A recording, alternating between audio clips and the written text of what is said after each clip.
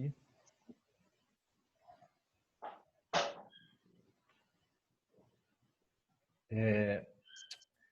Irmãos, aquela brincadeira que eu fiz semana passada sobre o versículo-chave, né? Se nós estivéssemos no departamento infantil. Alguém decorou aí no nosso versículo-chave? Nós temos repetido todo domingo? Ou pelo menos onde ele está? Ou se não sabe onde ele está, qual seria a ideia do versículo? Sei lá, alguma coisa aí. Não seja tímido, abra o seu microfone e nos diga qual tem sido o nosso versículo referência. 1 João 2,6. Olha aí, Tininha, muito bem. Ganhou uma estrelinha aqui. Sabe aí nos dizer o que ele diz, não?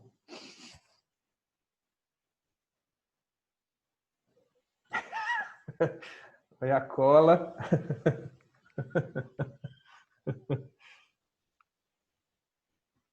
João 2,3.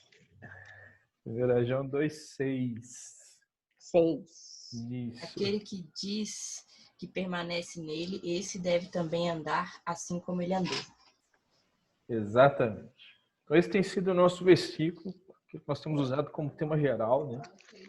Aquele que diz que permanece nele quer em Cristo, deve andar também como ele andou. Então, se nós somos chamados cristãos e nós vimos a referência do que é cristão, nós precisamos andar como ele andou.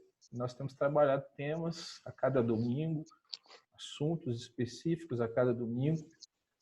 E hoje nós vamos falar, como eu disse, sobre alegria e sobre amor. Nós sempre vemos nos quadros, principalmente, um Jesus retratado como um homem triste, né? Um semblante triste, um semblante um pouco melancólico. E será que de fato Jesus era assim? Né? Aquele semblante ali um pouco tristonho, meio cabisbaixo. O que os irmãos acham? Será que de fato Cristo era desse jeito? De maneira que nós nos acostumamos a ver aí nas pinturas? Pode falar aí, quem quiser.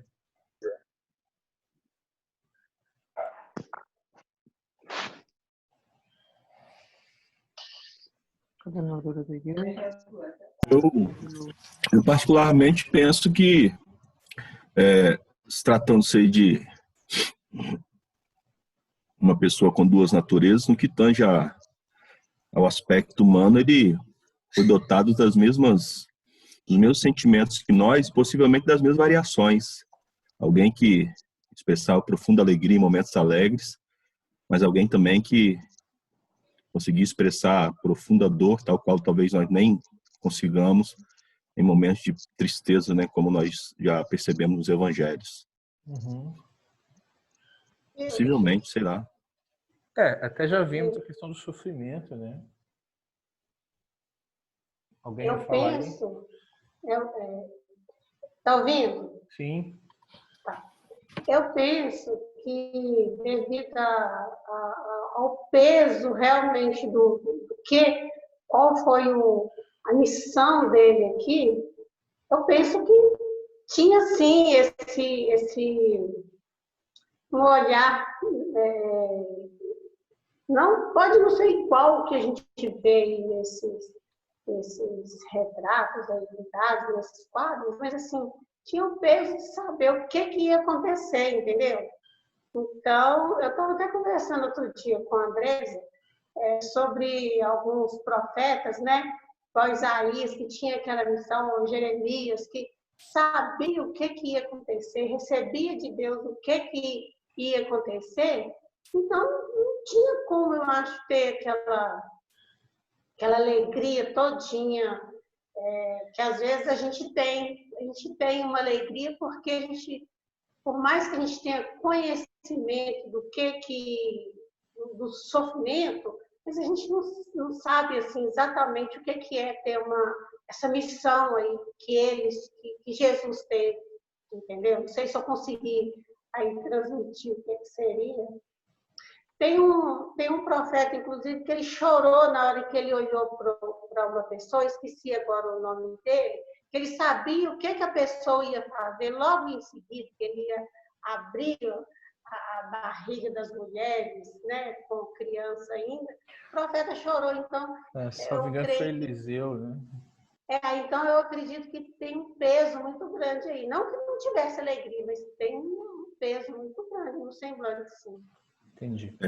Eu gosto de imaginar Jesus bem-humorado, alegre, andando com aquele povo, conversando, dando os estudos, com muita alegria. Sim. Só pontuando a questão que eu coloquei aí, de que realmente ele sabia o que era sofrer, o próprio Isaías afirma isso, mas o fato de Jesus saber o que ele passaria por nós na cruz não implica necessariamente em amargura de alma da parte dele, não. Né? Porque ele mesmo sempre afirmou que a sua alegria era fazer a vontade do Pai. Então isso envolve, lógico, a alegria que nós vamos tratar hoje, mas a gente precisa entender que também envolve muito sofrimento, muita dor. Sim. Também tinha paz, né? Ele transmitia essa paz também, né? Total. Eu acredito essa paz aí que ninguém consegue passar, ele passava essa paz. Sim. Muito obrigado pela participação dos irmãos. Entendi a todos. Nós vamos caminhar aqui, embora o texto bíblico não seja explícito ao descrever a personalidade de Jesus, no sentido de você não vai achar na Bíblia um texto que diz que Jesus era muito alegre, muito feliz e fazia isso, e era brincalhão. Isso não tem lá. Mas tem algumas referências que nos permitem vê-lo expressando essa alegria de fato. Obviamente que, como o pastor disse, ele era um ser humano e ele tinha todas as emoções que um ser humano está sujeito, inclusive a tristeza. Quando ele chega em Jerusalém, ele olha Jerusalém, ele vê tudo que iria acontecer a Jerusalém, a Bíblia diz que ele chora. Quando ele é comunicado da morte de Lázaro, que ele vai para lá e que ele vê toda aquela cena, aquela situação, as irmãs desesperadas chorando, ele se compadece e ele chora também. Então, é um homem 100% com todas as emoções. Mas, como disse o pastor, essa missão que ele tinha não trazia sobre ele um peso a ponto de sufocar a sua alegria de saber o que ele estava fazendo, qual era a sua missão, né? Então, Tia Bia disse que imagina Jesus muito alegre nas suas pregações e tal. Não sei se todo mundo deve ter assistido o filme do Mel Gibson, né? O Paixão de Cristo, como filme, para mim, espetacular. E tem uns flashes no filme, assim, porque o filme retrata as últimas horas ali da Paixão de Cristo, mas durante o filme tem uns flashes. E aí mostra algum momento lá do que o autor imaginou ser a vida de Jesus, ele brincando com Maria, fazendo lá algumas brincadeiras, dessas típicas que um filho faz com a mãe quando tem um relacionamento de proximidade, né?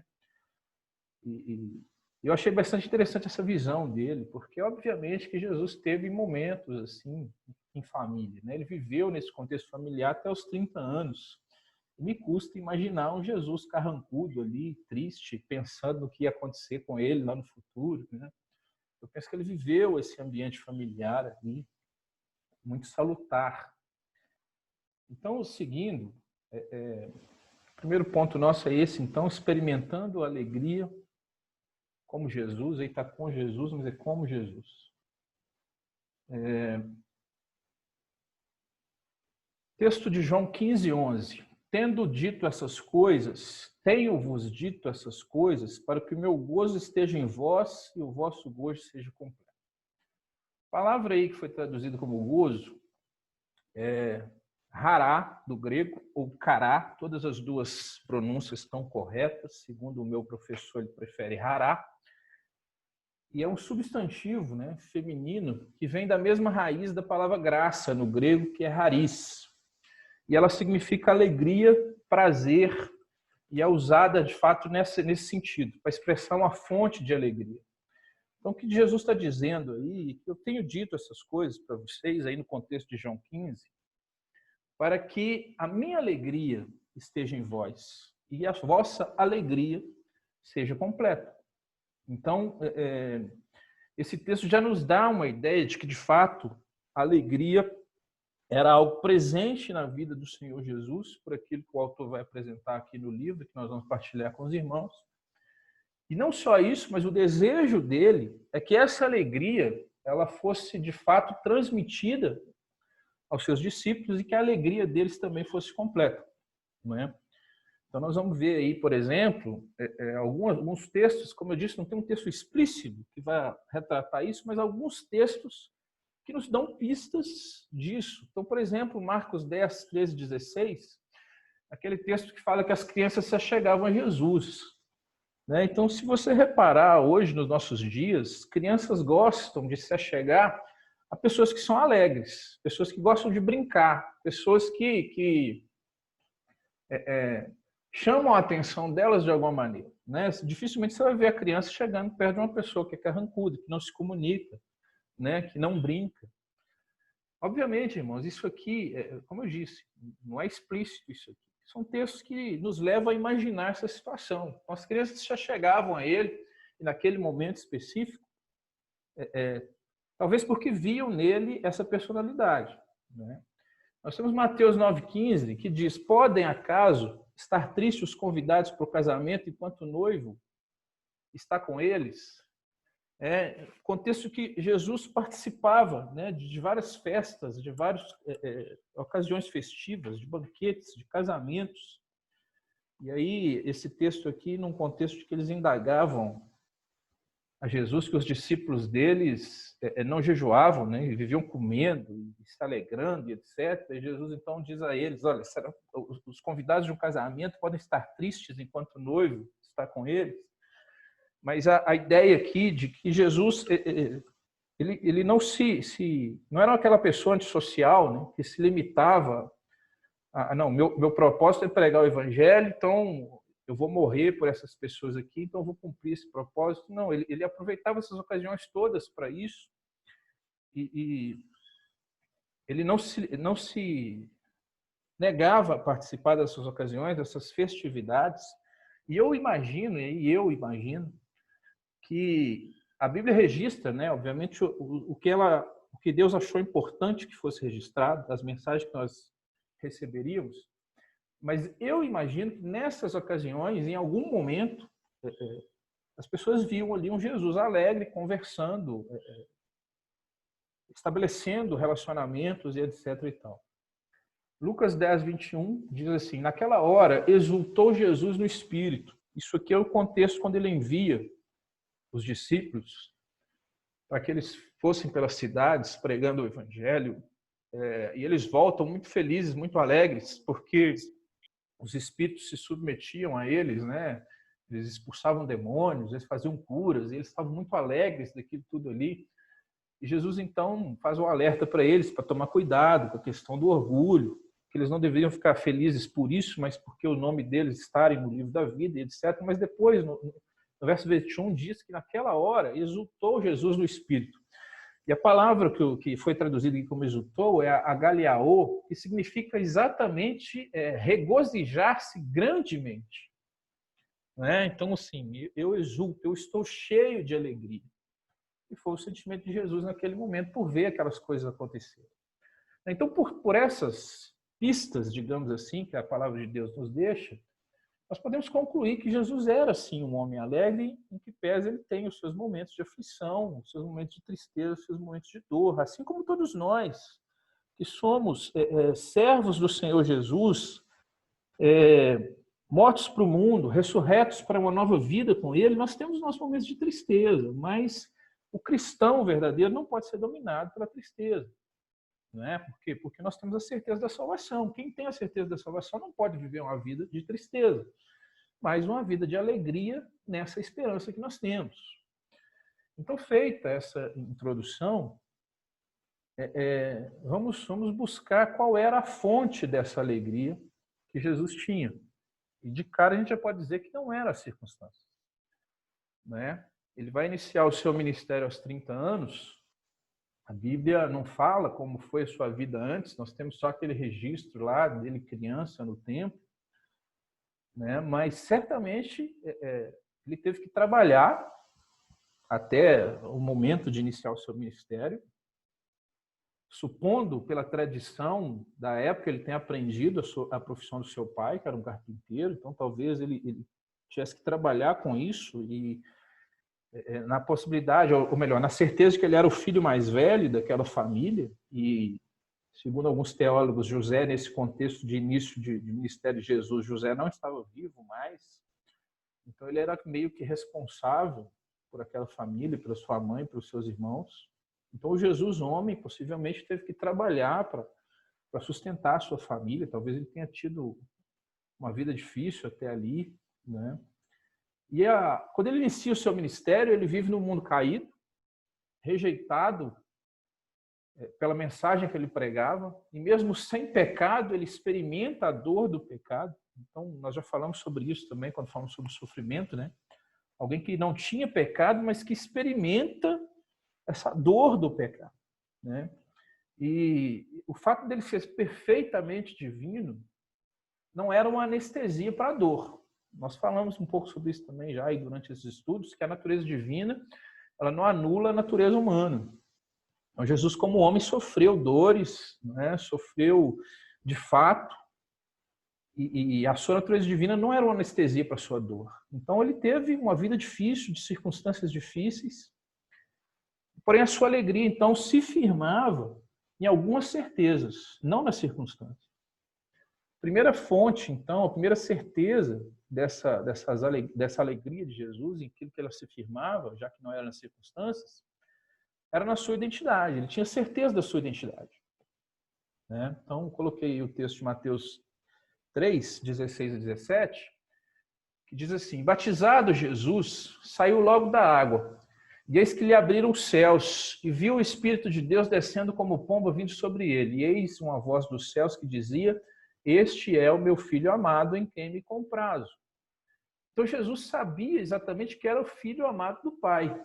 Ele recebeu essa confirmação no início do seu ministério, e também tempos depois, na transfiguração lá no monte, naquele episódio lá que os discípulos olham e veem ele conversando ali com Moisés e Elias, e uma voz que vem diz de novo: esse é o meu Filho amado em quem me comprazo, a ele ouvi. Mateus 17:5.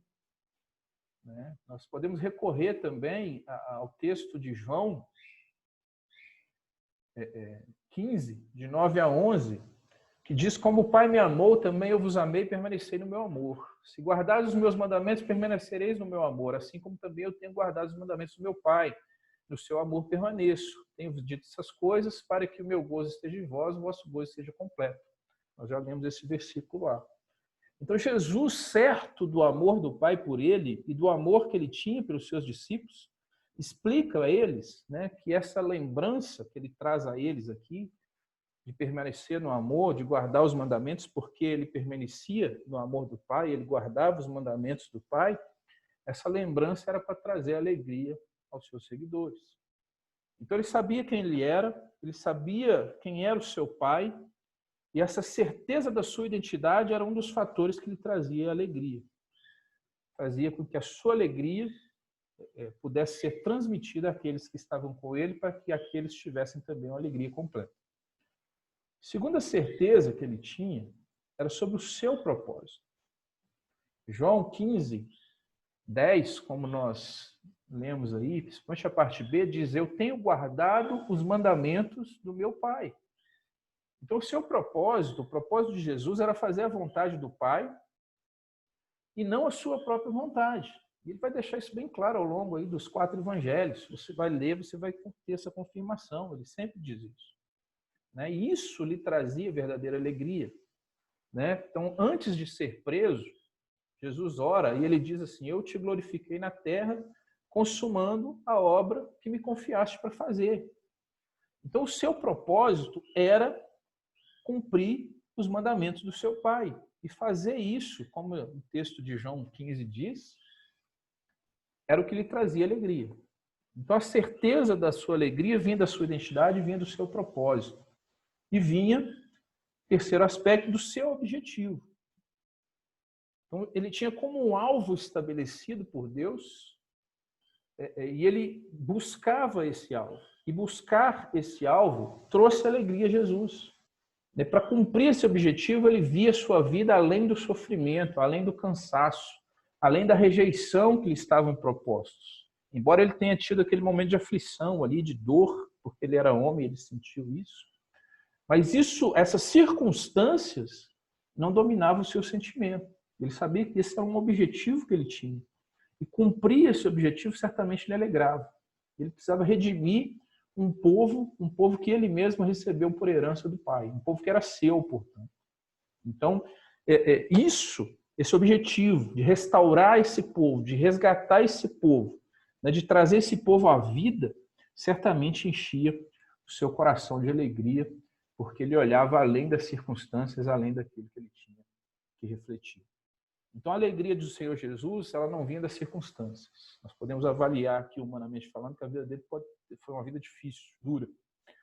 Mas ela se firmava nesses 3 pilares aí, nessas 3 certezas. A sua identidade, o seu propósito, o seu objetivo.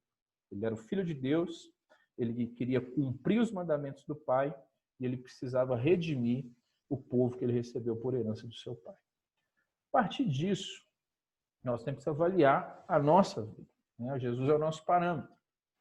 Então, a nossa alegria ela deve ter esses mesmos princípios.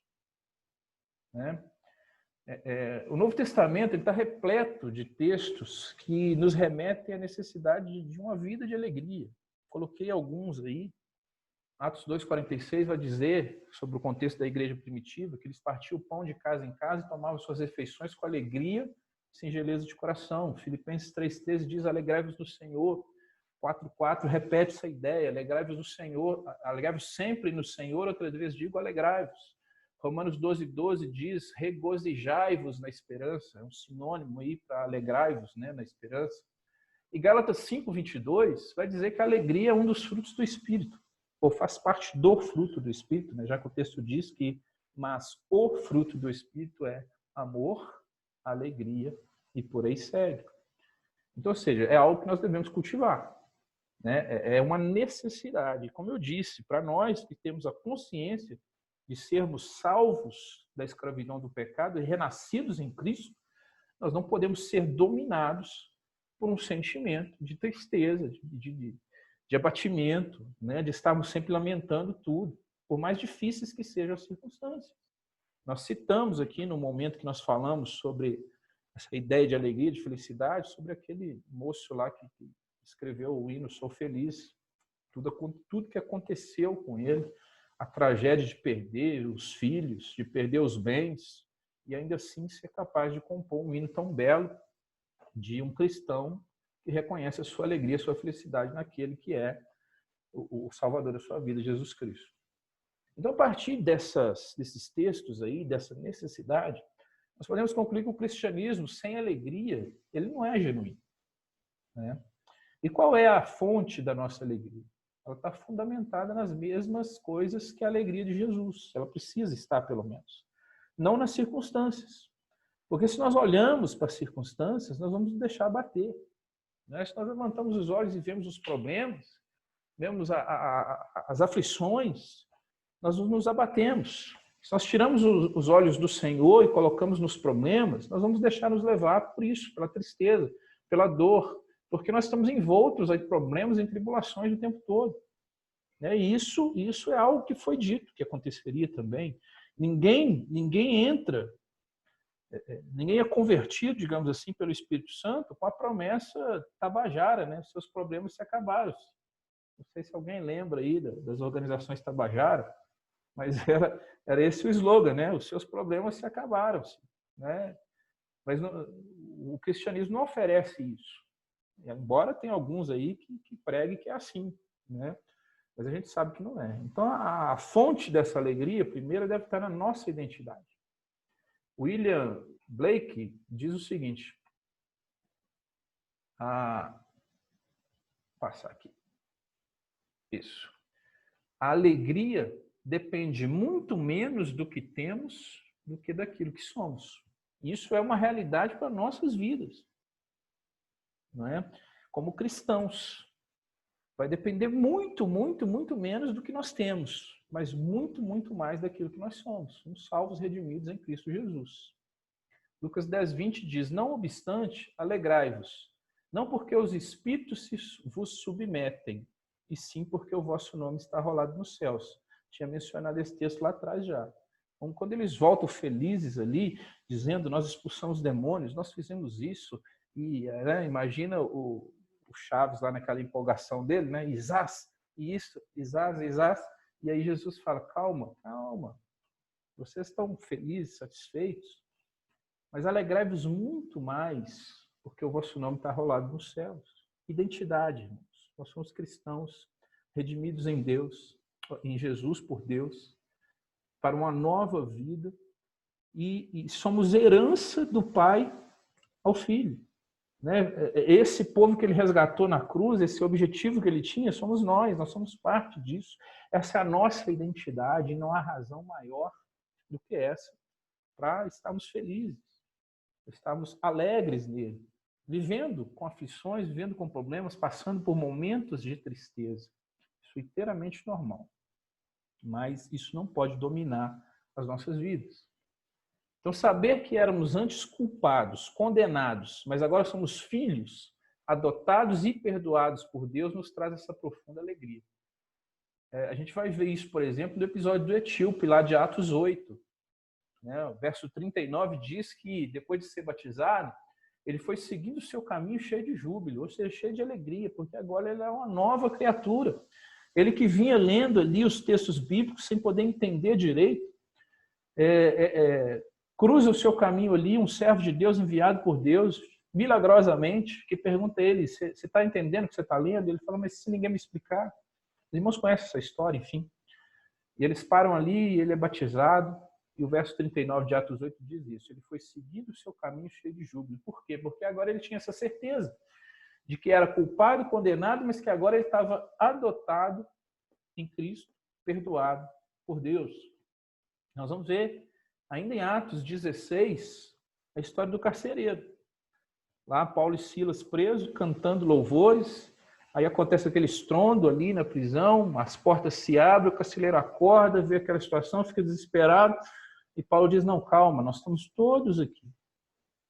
E a palavra diz, verso 34 do capítulo 16 de Atos, o seguinte, que o carcereiro, ele manifestava grande alegria por ter crido em Deus. Por que o eunuco etíope, por que o carcereiro faziam isso? Porque agora eles tinham consciência da sua identidade. O segundo aspecto é o nosso propósito. Então, o nosso propósito como servos de Deus Altíssimo é fazer a sua vontade, assim como o de Jesus era cumprir os mandamentos do Pai. Né? Então, esse deve ser o motivo da grande alegria para todos nós. Imagine quão maravilhoso nós será quando nós pudermos ouvir da boca do Pai, muito bem, servo bom e fiel, foste fiel no pouco, sobre o muito te colocarei. Entra no gozo do teu Senhor, conforme está registrado em Mateus 25, 21. Terceiro aspecto da nossa alegria é o nosso objetivo. Né? As nossas vidas, elas não são sem sentido. Nós temos um objetivo, nós temos um alvo. Tudo o que Deus permite em nossas vidas é um processo, faz parte dessa caminhada que vai nos conduzir ao objetivo final. Mesmo as tribulações, nós temos batido nisso aqui. Então, Romanos 5, 3, 4 diz o seguinte, não somente isso, mas também nos gloriamos nas próprias tribulações, sabendo que a tribulação produz perseverança. Perseverança, experiência, esperança. Quando a gente prossegue para um alvo, nós vamos ter dificuldade, a gente precisa perseverar nesse caminho. O texto diz aqui que essas tribulações, esses problemas, nos ajudam nessa perseverança. Perceba como Deus é perfeito e faz tudo de forma perfeita para aqueles que Ele ama, para aqueles que Ele arregimentou. Né? E Tiago vai corroborar essa ideia. Tiago, capítulo 1, 2 e 3, quando ele diz, meus irmãos, tende por motivo de toda alegria e passardes por várias provações, sabendo que a provação da vossa fé, uma vez confirmada, produz perseverança. Então, perceber que o sofrimento, que as tribulações, ela tem um propósito de mover-nos ao objetivo de Deus para nós. Isso nos capacita a ter verdadeira alegria. Então, Jesus tem esses três pilares aí na certeza da sua alegria. E eu acrescentei aqui para nós um quarto, que é exatamente o nosso Salvador.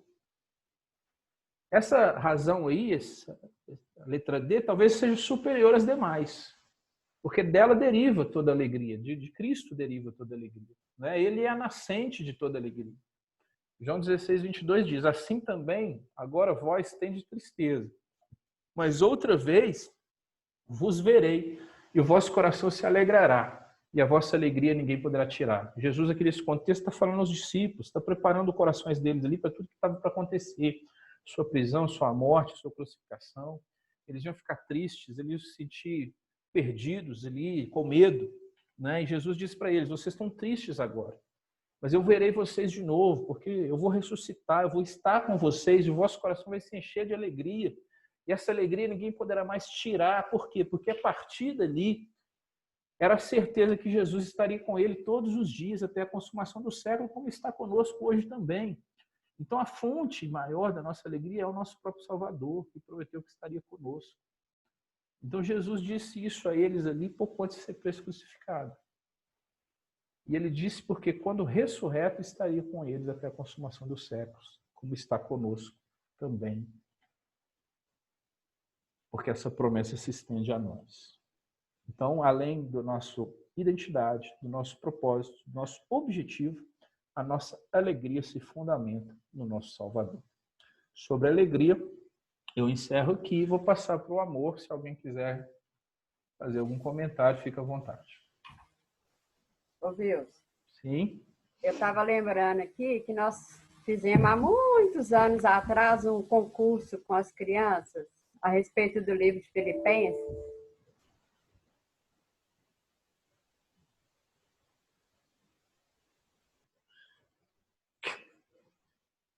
Hã? Tia caiu? Acho que a Tia Bia caiu. Ou foi eu que caí? Tia Bia caiu. Sabia. Alguém mais, irmãos, enquanto ela tenta voltar aí? Não, eu tive a impressão que parece que o Alceu, no início, queria falar alguma coisa, o microfone dele estava aberto, que ele queria falar, ou estava aberto Não sei, se ele por quer acaso? falar, é um momento aí. É só dar uma chamadinha, porque eu vou caminhando aqui, mas está sempre aberto a participação. Tudo em ordem? Não foi nada, não. Esquece aí. Tranquilo. Tia Bia voltou ou não? Tia Bia não pagou a internet, a net cortou. Quando ela entrar de volta, ela fala, então. Vamos seguir, então. Vamos falar do amor, que o tempo já está caminhando. O segundo aspecto é amar como Jesus. Nós vivemos uma época onde esse amor de Deus tem sido pregado. Mas eu sempre bato nessa tecla, nesse conceito, que é um amor, num conceito bem humano, né? Bem distorcido, bem contaminado. Nós tentamos colocar o amor de Deus no nosso nível, aquilo que a gente acha que é amor, né? Qual o maior ato de amor de todas as épocas? Se eu perguntasse isso para os irmãos, eu acho que nesse contexto, nesse ambiente que nós vivemos aqui, acho que seriam unânimes em afirmar que o maior ato de amor de todas as épocas é o sacrifício de Jesus na cruz, né? O amor de Jesus por nós. Ele próprio vai dizer, primeiro, o apóstolo João vai dizer na sua primeira carta, 3,16, nisto conhecemos o amor, que Cristo deu a sua vida por nós. Tia Bia voltou. Quer complementar aí, Tia Bia, o concurso? Eu voltei. Deu um apagão nela. Deu um apagão aqui. Você parou para atender o telefone do Jair aí, que eu sei. Ah, pois é. Não, hoje estou de volta. Então, eu estava lembrando que deve ser de sua época, que a gente fez um concurso no departamento infantil para saber quantas vezes a palavra alegria aparecia no livro de Filipenses. E tem muito tempo, mas se não me engano, nós descobrimos naquela época que era 16 vezes, e fora os verbos e os adjetivos, né? Então, a alegria do Senhor é a nossa força. E Jesus é um líder que liderava pelo exemplo. Então, eu penso que a alegria sempre deve estar em nossas vidas. Uma pessoa falou comigo um dia, e realmente é isso.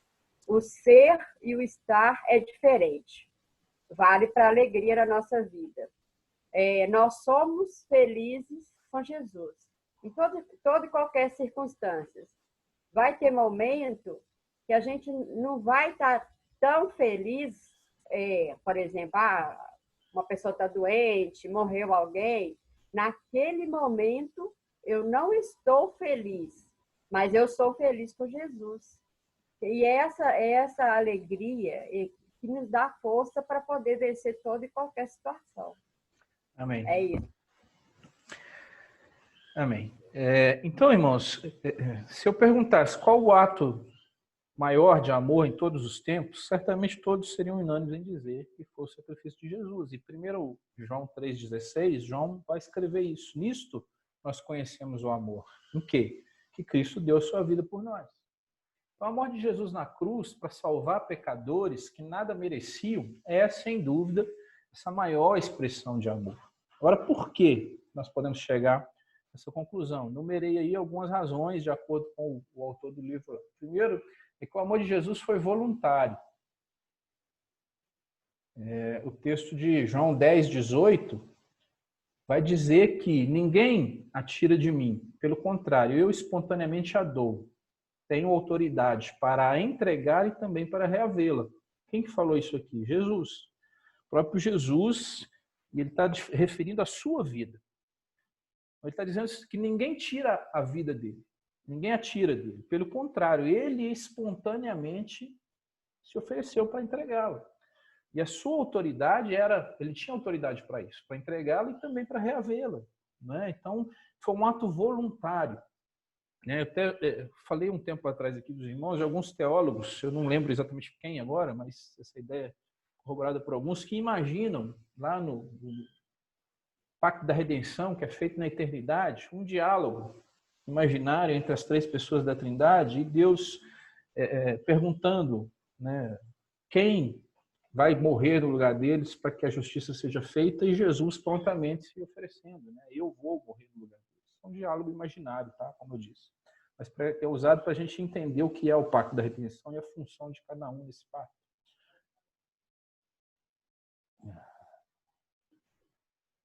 Agora fui eu que caí. Agora eu fiquei sem seu áudio. Opa, Isso, voltou. deu uma caidinha aqui. Então, eu estava falando do diálogo imaginário por alguns teólogos, do Pacto da Redenção, lá onde Deus pergunta quem vai se entregar por esses pecadores, porque a justiça precisa ser feita. E Jesus prontamente se oferece, e eu vou me entregar por eles. Então, esse diálogo não tem registro disso, isso é só uma imaginação, um exercício de imaginação que os teólogos fazem para que a gente entenda o papel de cada uma das pessoas da Trindade nesse Pacto da Redenção que foi estabelecido na eternidade.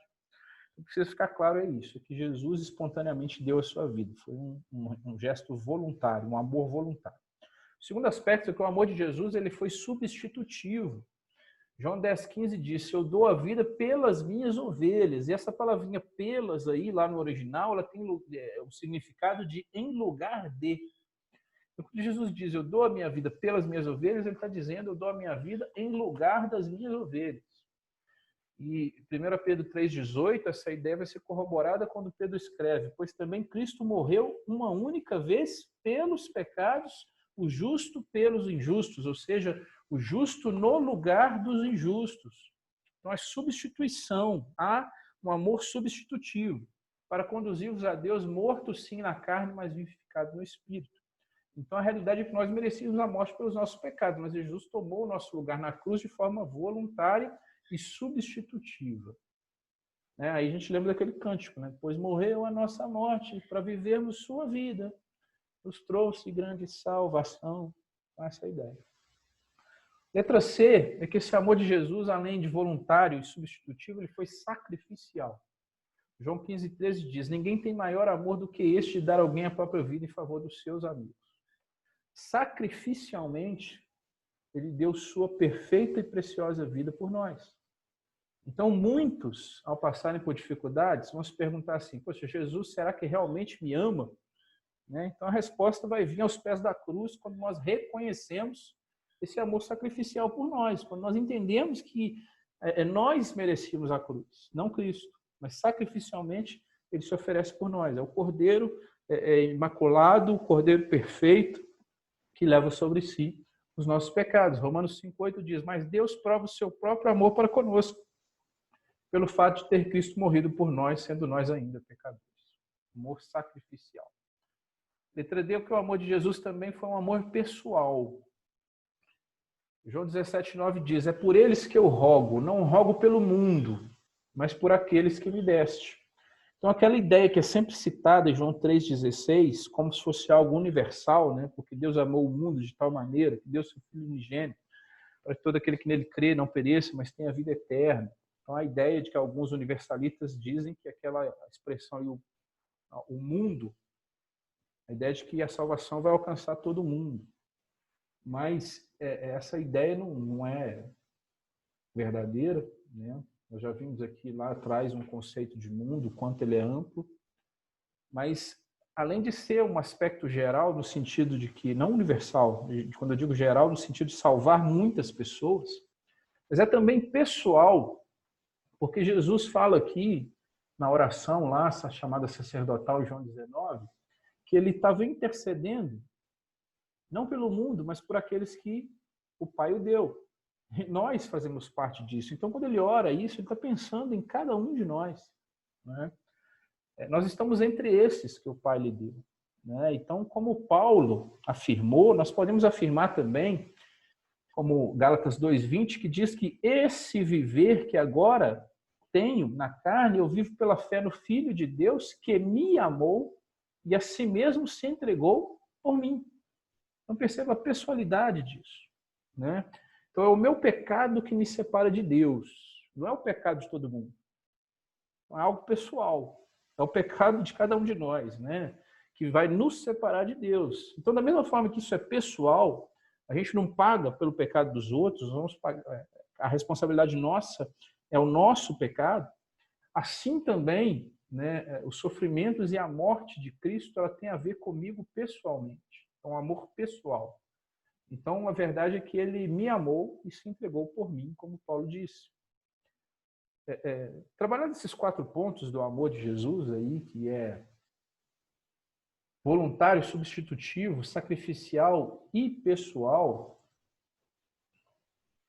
nós podemos analisar o nosso amor pelos outros, né? João 13:34 diz, novo mandamento vos dou, que vos ameis uns aos outros, assim como eu vos amei, e que também vós ameis uns aos outros. Então, da mesma forma, nosso amor tem que ser voluntário. E aí vem aquela pergunta, né? Algumas pessoas são muito difíceis de amar. Então, como fazer para amar alguém que é tão difícil de amar? Tem pessoas que são tão complicadas, né, de se mexer. Você vai achar pessoas assim na sua família, você vai passar a achar pessoas assim no seu trabalho, você vai achar pessoas assim na sua vizinhança. De repente você tem um vizinho que é aquele vizinho terrível, que põe som alto de manhãzinha, né, no fim de semana, quando você pode dormir até um pouco mais tarde, ou já no fim da noite. Aquele vizinho que está sempre incomodando você com alguma coisa, aquele familiar seu que está sempre te colocando em problemas, né? São pessoas que às vezes são muito difíceis a amar, e a gente fica se perguntando como a gente pode amar essas pessoas, né? Se a gente definir amor da seguinte forma, que como uma doação sacrificial de si mesmo pelo bem de outra pessoa, mesmo que essa seja indiferente ou indigna, vou repetir, uma doação sacrificial de si mesmo pelo bem de outra pessoa, mesmo que essa seja indiferente ou indigna, o que nos motivaria e capacitaria a amar aquele que é desagradável, né? Essa ideia exatamente, que essa é uma coisa voluntária, né? É sacrificial. Ela não depende da reação da outra pessoa, né? Porque nós, em relação a Cristo, não fizemos nada para merecer esse amor, muito pelo contrário, né? O peso do nosso pecado foi derramado sobre ele, né? Então, de acordo com isso, né, será que nós poderíamos praticar um amor reacionário? Ou seja, aquele amor que vale a pena só quando nós recebemos amor de volta? Só quando a pessoa nos ama da mesma maneira? Só quando nós temos certeza que nós vamos ser amados da mesma maneira? Certamente que não, né? 1 João 4, 7 e 12 diz assim, amados, amemos uns aos outros, porque o amor procede de Deus e todo aquele que ama é nascido de Deus e conhece a Deus. Aquele que não ama não conhece a Deus, pois Deus é amor. Nisto se manifestou o amor de Deus em nós, em haver enviado o seu Filho unigênito ao mundo, para vivermos por meio dele. Nisto consiste o amor, não em que nós tenhamos amado a Deus, mas que ele nos amou e enviou o seu Filho como propiciação pelos nossos pecados. Amados, se Deus de tal maneira nos amou, devemos nós também amar uns aos outros. Ninguém jamais viu a Deus. Se amarmos uns aos outros, Deus permanece em nós, o seu amor é em nós aperfeiçoado. Então, perceba o verso 10. O amor não consiste em que nós tenhamos amado a Deus primeiro, mas que ele nos amou e enviou o seu Filho como propiciação para os nossos pecados. Então, ao invés de olharmos para o objeto do nosso amor como fonte desse amor, nós devemos confiar no amor que recebemos do nosso Senhor Jesus Cristo. Isso quer dizer o quê? Que amar aquela pessoa difícil deve ser motivada não por aquilo que nós vamos receber dela, algum reconhecimento, mas porque primeiro nós fomos amados por Deus da mesma maneira, ou seja, nós não merecíamos, né? Então, esse amor deve ser voluntário, independente daquilo que a gente vai receber de volta. Esse amor também, como o de Cristo, deve ser substitutivo. E aí eu uso o texto de Gálatas 6,12 que diz: levai a carga uns dos outros, e assim cumprireis a lei de Cristo. Ele é substitutivo, o nosso amor, à medida que nós nos colocamos no lugar dos outros e nós compartilhamos a sua dor, o sofrimento, e nós participamos da sua necessidade. Então, é olhar para os outros com esse olhar de querer fazer parte disso, né? De querer ajudar a levar a carga, amar nesse sentido, de participar do sofrimento, de chorar com os que choram, né? Nosso amor deve ser sacrificial também. Eu trago 1 João 3, 16, 18. Eu já li que nisso conhecemos o amor, que Cristo deu sua vida por nós e devemos dar a nossa vida pelos irmãos. Só que aí vai seguir: ora, aquele que possui recursos deste mundo e vir seu irmão padecer necessidade, fechar-lhe o seu coração, como pode permanecer nele o amor de Deus? Filhinhos, não amemos de palavra nem de língua, mas de fato e de verdade. O que isso quer dizer, irmãos? Nós devemos abrir as portas do nosso coração àqueles que estão em necessidade. Mas um amor sacrificial não envolve só você fazer um sacrifício, de repente, financeiro para ofertar para alguém. Não é só isso. O amor sacrificial envolve você dedicar seu tempo, a sua atenção, o seu carinho a alguém que precisa. Não é? Isso é amor sacrificial. Quarto aspecto é que nosso amor deve ser pessoal. E é o último ponto que nós vamos acabar. Texto Romanos 12, 9 a 15. Presta atenção nesse texto. O amor seja sem hipocrisia. Detestai o mal, apegando-vos ao bem. Amai-vos cordialmente uns aos outros com amor fraternal, preferindo-vos em honra uns aos outros. No zelo, não sejais remissos, sede fervorosos de espírito, servindo ao Senhor. Regozijai-vos na esperança, sede pacientes na tribulação, na oração, perseverantes. Compartilhai as necessidades dos santos, praticai a hospitalidade, abençoai os que vos perseguem, abençoai, não amaldiçoeis. Alegrai-vos com os que se alegram, chorai com os que choram. Perceba que esse texto todo expressa isso mesmo, pessoalidade, né? Ele não expressa distância, pelo contrário, ele expressa proximidade, principalmente quando diz aqui: alegrai-vos com os que se alegram, chorai com os que choram. Né? Isso é possível somente quando nós temos essa pessoalidade, essa proximidade com as pessoas. Nesses tempos que nós estamos vivendo agora de distanciamento, é muito importante demonstrar isso através de ligações, né? Através das orações contínuas para os nossos irmãos. E quando tudo voltar ao normal, nós possamos voltar também a visitas, a desenvolver esse hábito, né? Demonstrar essa pessoalidade no amor. Porque assim como o amor de Cristo é por nós, o nosso pelos outros deve ser da mesma maneira, voluntário, substitutivo, sacrificial e pessoal. Esse era o conteúdo que eu tinha para hoje. Vou abrir a participação dos irmãos nesse finalzinho, depois nós vamos encerrar e passar a palavra ao pastor para os avisos aí da escola dominical. Ô, presbítero Wilson, essa questão de João aí, desse amor sacrificial, essa ideia toda, ela é interessante, mas e a gente precisa olhar para o objeto do amor na seguinte perspectiva: nós não amamos pelo que as pessoas são, mas amamos pelo que nós somos. né? Então a ideia é bem essa. Nós somos filhos de Deus, nós somos chamados para sermos semelhantes a Ele, então nós não condicionamos, nós não decidimos, nós não escolhemos a quem amar, nós simplesmente amamos e ponto, né? E a gente precisa tomar cuidado com isso, porque nós somos tendenciosos a fazer aí uma seleção daqueles que serão objetos do nosso amor, se é que de fato isso é amor, tendo uma vez que, né, a gente está aí condicionando isso aí. É verdade. Obrigado. Porque nós deturpamos os conceitos, né? Assim como nós deturpamos o amor de Deus, nós deturpamos o amor mesmo. Então, muitas vezes, nós somos levados a amar quem pode nos amar, quem pode nos dar algo em troca. Tem pessoas que são fáceis de amar, né? Pessoas que são muito fáceis de amar. Por exemplo, Dona Sônia é uma pessoa muito fácil de se amar, Dona Sônia, né? Tia Bia. As pessoas estão sempre dispostas a ajudar todo mundo. Agora, tem outros que são mais difíceis, né? São chamados aquelas pessoas, essa pessoa fulano é cri-cri, né?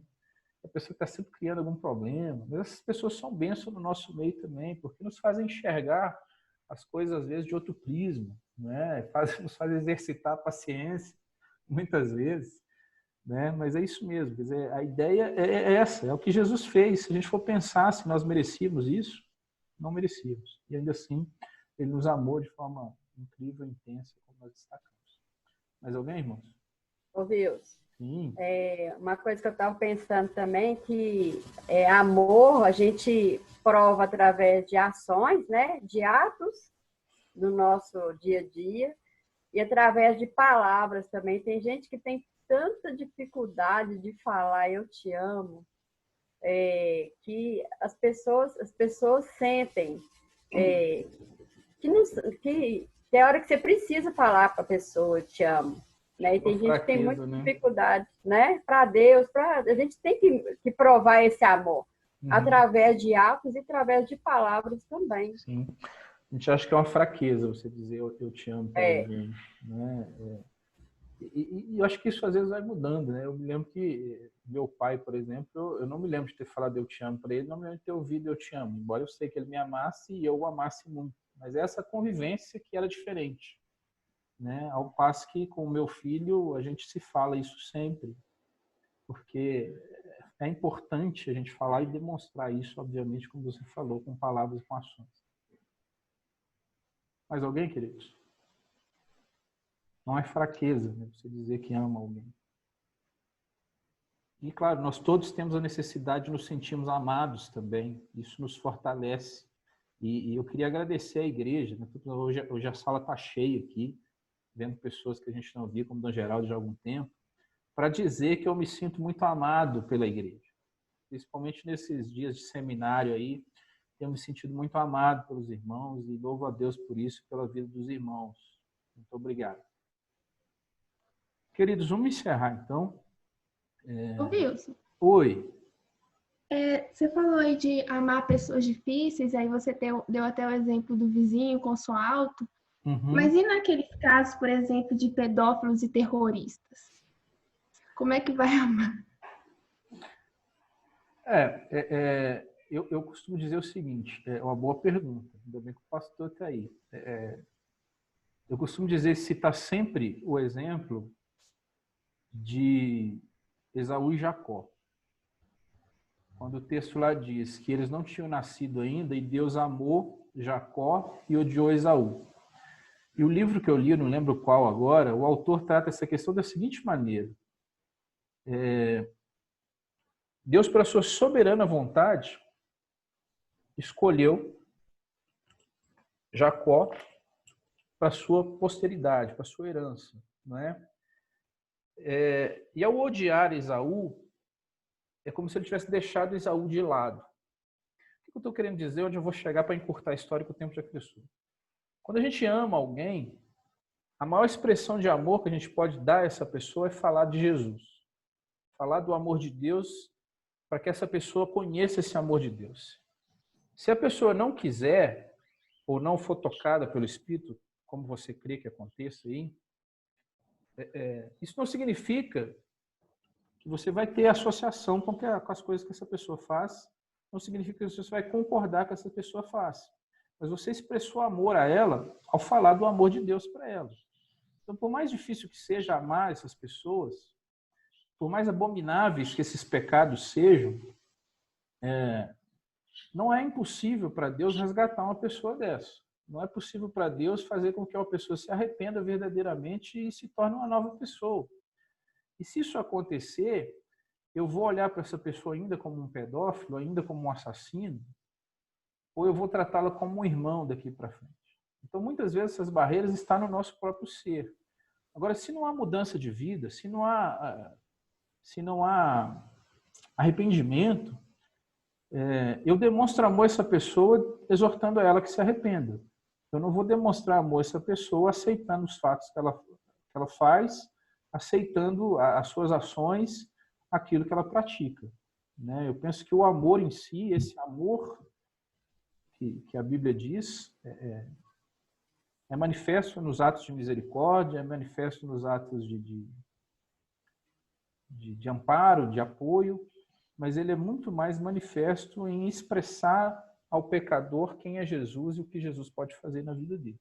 Não sei se eu fui claro na minha resposta, mas amar alguém não significa aceitar o que ela faz, mas exortá-la a mudar a sua vida através do amor de Jesus. Se o pastor quiser complementar. Eu gostaria só de pontuar que muitas vezes esse tipo de argumento, não que necessariamente esteja aí presente na fala da Adriana, mas geralmente ele é pautado muitas vezes na questão emocional, né? E as pessoas elas levam para esse lado mesmo. E os pedófilos, e os que matam, e os estupradores, como é que faz com essa turma? Faz da mesma maneira que a gente faz com quem mente, né? Com quem comete qualquer outra sorte de pecado. Exatamente. A gente leva-os a considerar o seu erro e procura expressar para com eles o amor de Deus. Uhum. Né? Porque a gente tem mania de, às vezes, qualificar a questão dos pecados. A gente sabe que existem pecados mais ou menos odiosos aos olhos de Deus. Né? E nós já falamos sobre isso num outro contexto. Nós não somos Deus.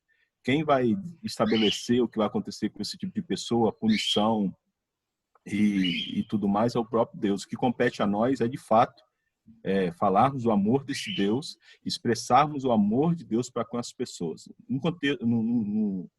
No passado, eu até falei acerca de um senhor que eu conheci, chamado Senhor Antônio, contei toda a história, tal. O filho foi abusado, ele foi para a cadeia, e o abusador estava lá, e ele pregou o evangelho para o abusador, e eu conheço tanto o abusador quanto o Senhor Antônio.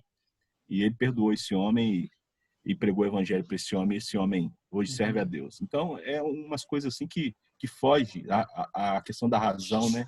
Da nossa capacidade de compreensão. Mas precisamos tomar cuidado para não sermos levados pelo fator emocional. Aí a gente deveria, por exemplo, como o senhor colocou aí, o poder de Deus em mudar, pensar um pouco sobre Paulo, né?